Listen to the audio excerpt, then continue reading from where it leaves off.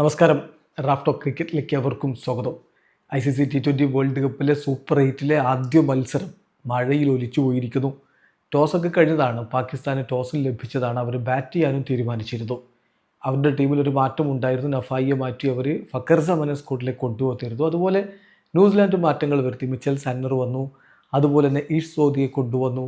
പിന്നെ ലൂക്കി ഫെർഗൂസിനെ സ്കോഡിലേക്ക് കൊണ്ടുവന്നു. അങ്ങനെ രണ്ട് ടീമും ഒരുങ്ങി തയ്യാറായി തന്നെ വന്നതാണ്. ബട്ട് അൺഫോർച്ചുനേറ്റ്ലി മഴ പെയ്തു പോയി. അതോടുകൂടി കുറേ സമയമൊക്കെ വെയിറ്റ് ചെയ്തെങ്കിലും മത്സരം നടത്താൻ പറ്റാത്ത സ്ഥിതിവിശേഷമാണ് ഇന്ന് കണ്ടിപ്പോൾ ഒഫീഷ്യലി മത്സരം അബാൻഡൻ ചെയ്തിരിക്കുകയാണ്.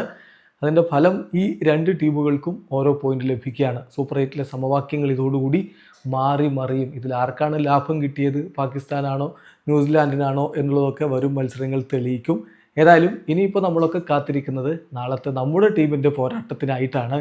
നാളെ നമ്മൾ സൗത്ത് ആഫ്രിക്കയെ നേരിടുകയാണ്.